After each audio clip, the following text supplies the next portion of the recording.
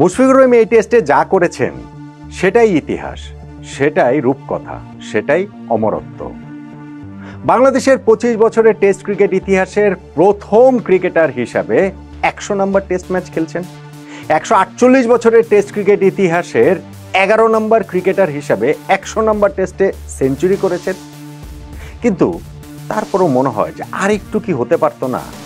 মানে এই প্রায় 150 বছরের টেস্ট ক্রিকেটের দ্বিতীয় ক্রিকেটার হিসেবে, রিকি পন্টিং এর পর দ্বিতীয় ক্রিকেটার হিসেবে 100তম টেস্টের 2 ইনিংসে সেঞ্চুরি করার সুযোগ কি মুশফিকের সামনে ছিল না? ওই সুযোগটা কি বাংলাদেশ তাকে দিতে পারতো না? বাংলাদেশ যখন আজকে দ্বিতীয় ইনিংস ঘোষণা করে তখনও ম্যাচের প্রায় 5টা সেশন পুরোই বাকি। মুশফিক তখন 53 রানে অপরাজিত। হ্যাঁ, তিনি তখন অনেক দূরে, আরো 47 রান করতে হবে, কিন্তু ম্যাচ শেষ হওয়া তো অনেক দূরে, 5 সেশন প্রায় বাকি রয়েছে। এই আয়ারল্যান্ডকে অল আউট করতে কি অত বেশি লাগে? কত সময়টা লাগে? আমাদের লিড হয়ে গেছে 500-র উপরে, আমরা 509 রানের টার্গেট আয়ারল্যান্ডকে দিয়েছি। তো সেই টার্গেটটা ধরেন 600 রান যদি দিতাম, ধরেন আরো একটা সেশন যদি আমরা খেলতাম, ধরেন 4টা সেশন কি আয়ারল্যান্ডকে অল আউট করার জন্য যথেষ্ট ছিল না? ওই একটা আফসোস, ওই একটা দুঃখের জায়গা কি এই মিরপুর টেস্টের 4র্থ ইনিংসে থেকে যাচ্ছে না? বাংলাদেশ এই টেস্ট ম্যাচটা জিততে যাচ্ছে, সেইটা ম্যাচের মোটামুটি প্রথম দিন থেকেই স্পষ্ট থেকে স্পষ্টতর হয়েছে। ম্যাচ যত গড়িয়েছে তত স্পষ্ট হয়েছে। এই যে ধরেন ফার্স্ট ইনিংসে আমরা 211 রানের লিড নিয়েছি, তারপরে সেকেন্ড ইনিংসে 4 উইকেটে 297 রানে এসে ইনিংস ঘোষণা করেছি। 509 রানের টার্গেট আয়ারল্যান্ডকে দিয়েছি, তারা 6 উইকেটে 176 রান নিয়ে 4র্থ দিনের খেলা শেষ করেছে। এখনো 333 রান তাদের করতে হবে, হাতে আছে মাত্র 4 উইকেট লাস্ট ডেতে। সেইটা কি আসলে করা সম্ভব? সেইটা করার কোনো রকম কোনো সম্ভাবনাই নেই। বরং ম্যাচটা পঞ্চম দিন কত তাড়াতাড়ি বাংলাদেশ শেষ করতে পারে, ওইটাই একমাত্র প্রশ্ন হতে পারে। এবং তাতে করে ওই আফসোসের জায়গাটা বাড়তে পারে যে মুশফিককে সেঞ্চুরি করার সুযোগটা কি বাংলাদেশ আসলে দিতে পারতো না? ম্যাচটা কি বাংলাদেশই আসলে, আবার অন্য দিক থেকে চিন্তা করলে পঞ্চম দিনে আমরাই আসলে টেনে যখন নিয়েই গেলাম, তাহলে মুশফিককে ওই সুযোগটা দেয়া হলো না কেন? ভাই, আমার কাছে মনে হয়েছে যে ঠিকই আছে, টেস্ট ক্রিকেটের প্রতি একটা রেসপেক্ট বলেও তো কথা রয়েছে। 500-র উপরে আমাদের লিড হয়ে গিয়েছে। এখন মুশফিকের সেঞ্চুরির জন্য আমরা ওয়েট করলে, হ্যাঁ অবভিয়াসলি আমরা যদি আরও একটা সেশন খেলতাম, আই এম প্রিটি শিওর যে বাংলাদেশ এরপরেও এই টেস্ট ম্যাচ জিততেই পারতো বাংলাদেশ। মানে জিততেই পারতো না, অবশ্যই বাংলাদেশ টেস্ট জিততো, কিন্তু ওই একেবারে শুধুমাত্র পার্সোনাল গ্লোরির জন্য একটা পুরো টেস্ট টিম ওইভাবে আসলে খেলবে, ওইভাবে অ্যাপ্রোচ করবে, ওইটা আসলে খুব একটা ভালো দেখায় না। যেই কারণে আমার মনে হয়েছে যে ওই একটু আফসোসের জায়গা থাকলেও আবার এইভাবে আমরা সান্ত্বনা নিতে পারি। সান্ত্বনা মানে কি, যে একটা কীর্তির জায়গা মুশফিকের, যে রিকি পন্টিং এর পর দ্বিতীয় ক্রিকেটার হিসেবে 100তম টেস্টের 2 ইনিংসে মুশফিকের সেঞ্চুরি হলো না বটে, তবে 2 ইনিংসেই 50+ করা পন্টিং এর পর দ্বিতীয় ক্রিকেটার এই মুশফিকুর রহিম হয়ে গেলেন। ফার্স্ট ইনিংসে তার সেঞ্চুরির পর সেকেন্ড ইনিংসে তিনি যে 53 রানে নট আউট রয়েছেন সেই জায়গাটাতে। এই যে 4র্থ দিনের মোমেন্ট অফ দ্য ডেতে বাংলাদেশের তাই ইনিংস ঘোষণার ওই জায়গাটাকে সামনে নিয়ে আসাটাকে আমার কাছে খুব একটা যৌক্তিক মনে হয় না, যে মুশফিককে কেন সেঞ্চুরি করতে দেওয়া হলো না। তাহলে আসলে কোনটাকে মোমেন্ট অফ দ্য ডে আমরা বলবো? দিনের খেলার শুরুতেই আমরা 2টা উইকেট হারিয়ে ফেলেছি। সাদমান ইসলাম তিনি সেঞ্চুরির সৌরভ নিয়ে দিনের খেলাটা শুরু করেছিলেন, তবে তিনি 78 রান করে আউট হয়ে গেলেন এবং পরের ওভারটাতেই নাজমুল হোসেন শান্ত তিনিও 1 রানে আউট হয়ে গেলেন। শান্ত এই টেস্টটা তার জন্য একটা আফসোসের জায়গা থাকবে, কেননা আয়ারল্যান্ডের এই বোলিং, এই উইকেটে খেলা 2 ইনিংসেই সিঙ্গেল ডিজিটে বাংলাদেশের ক্যাপ্টেন আউট হয়ে গিয়েছেন। এই ব্যক্তিগত পারফরমেন্সের জায়গাটা আসলে তার জন্য খুব একটা সুখস্মৃতি এই টেস্ট ম্যাচ এনে দেবে না নিঃসন্দেহে। এরপরে মমিনুল হক এবং মুশফিকুর রহিমের একটা পার্টনারশিপ হয়েছে, বিগ পার্টনারশিপ, 100 পার্টনারশিপ, 123 রানের জুটিটা হয়েছে। ইনফ্যাক্ট আমরা যখন লাঞ্চে যাই, মুশফিক একটা লাইফ পেয়েছিলেন 16 রানের মাথায়। আমরা যখন লাঞ্চে যাই তখন আমাদের ওই 3 উইকেটে চলে গিয়েছি 280 রানে। ডিক্লেয়ারটা তখনও হতে পারে কিনা ওই রকম একটা আলোচনার জায়গাটা ছিল, মানে মনে হয়েছে, আলোচনা বলতে মনে হয়েছিল যে ইনিংস ঘোষণা করলেও করা হতে পারে, কিন্তু লাঞ্চের পর দেখা গেল যে না, বাংলাদেশের 2 ব্যাটসম্যানই আসলে নামছেন, মুশফিক এবং মমিনুল। তখন মুশফিক 44 রানে নট আউট, তখন মমিনুল হচ্ছে গিয়ে কত 78 রানে মনে হয় নট আউট, এরকম 77-78 রানে।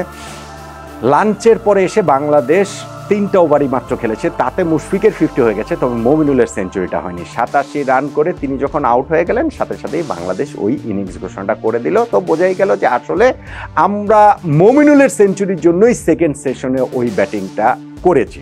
এখন 5 সেশন তারপর মানে সেকেন্ড সেশনের মাত্র 3 ওভার পরই তো আমরা ডিক্লেয়ার করেছিলাম, তো ম্যাচের অলমোস্ট 5টা সেশন বাকি রয়েছে। ম্যাচ চতুর্থ দিনে বাংলাদেশ শেষ করতে পারেনি। বাংলাদেশ যদি আরও আগে ডিক্লেয়ার করতো তাহলে হয়তো আমরা 4 দিনেই ম্যাচ শেষ করতে পারতাম, এইটা এভাবে আপনি বলতে পারেন। কিন্তু ধরেন 4 দিনে টেস্ট ম্যাচ শেষ করলে আসলে ক্রেডিটটা কি? ওই জায়গাটা থেকে এক্সট্রা কোনো পয়েন্ট পাওয়া যাবে?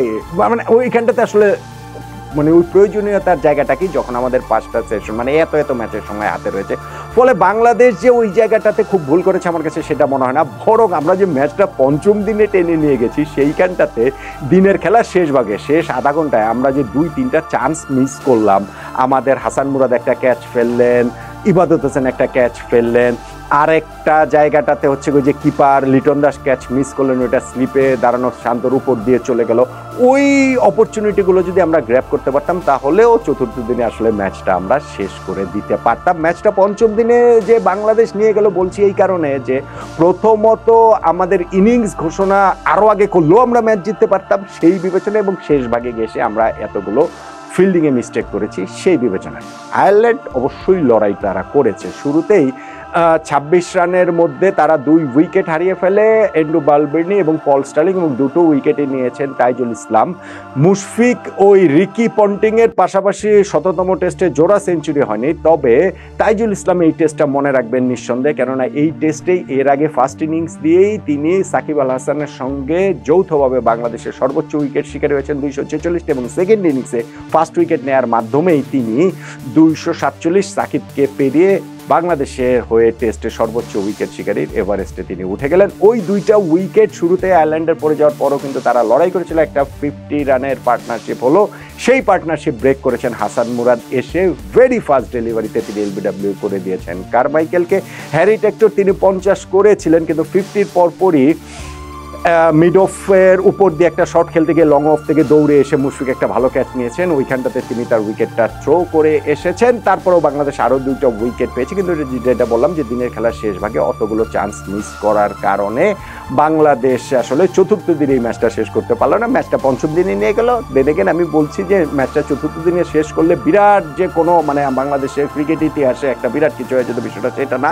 সো আমার কাছে ওইটা কোনো প্রবলেমের জায়গা মনে হয় না। ইনফ্যাক্ট যখন ইনিংসটা ঘোষণা করা হয়েছে মুশফিক সেটা 53 রানে নট আউট থাকলেও ওইটা ঠিকই আছে বলেও আমার কাছে মনে হয়। দিনের খেলা শেষে বাংলাদেশের batting coach Mohammad Ashraful press কনফারেন্সে এসে ওই কথাটা বলছিলেন যে মমিনুলকে আসলে সেঞ্চুরি করার সেই সুযোগটা দেওয়া হলো, মুশফিকের ওই সেঞ্চুরির জন্য আমরা যেহেতু 500-র উপরে লিড হয়ে গেছে, 509 রান ওদেরকে টার্গেট দিয়েছি, ফলে সেইটা আসলে that doesn't look good. So আমি মনে করি যে বাংলাদেশ টিম ম্যানেজমেন্টের ক্যাপ্টেনের কোচে সেই সিদ্ধান্তটাও ঠিকই রয়েছে। তাহলে এই দিন যে খেলাটা হলো সেইখানটাতে আপনি মোমেন্ট অফ দ্য ডে কোনটাকে বলবেন? অনেকগুলো জায়গা তো ওই যে ছোট ছোট জায়গা রয়েছে, খুব যে ম্যাচে উত্থান পতন হয়েছে, ম্যাচের যে আসলে রং পাল্টে যাওয়ার মোমেন্ট তৈরি হয়েছে বিষয়টা সেই রকম নয়। আমার কাছে মনে হয় যে তারপর আমি যদি কীর্তির কথা বিবেচনা করি, সেই বিবেচনায় রাখলে আমাদের তাইজুল ইসলাম যে বাংলাদেশের সর্বোচ্চ উইকেট শিকারী হলেন, প্রথম যে উইকেটটা এই সেকেন্ড ইনিংসে নেয়ার মাধ্যমে, এবং সে এই ইনিংসেও তিনি 3টা উইকেট নিয়েছেন, 249 উইকেট তার হয়ে গেছে।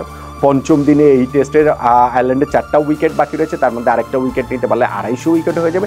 সো তাইজুল যে এরকম একটা কীর্তির সৌধে তিনি তার নামটা লেখালেন, সাকিব আল হাসানের মতো এক কীর্তিমানকে পেছনে ফেলে, এটাই আমার কাছে বাংলাদেশ আয়ারল্যান্ড এই টেস্টের চতুর্থ দিনের মোমেন্ট অফ দ্য ডে মনে হয়। মুশফিকুর রহিমকে সেঞ্চুরি করতে না দেওয়াটা, বাংলাদেশের ওই ইনিংস ঘোষণা করাটা, ওইটাকে আসলে আমার কাছে অত বড় মোমেন্ট বলে মনে হয় না।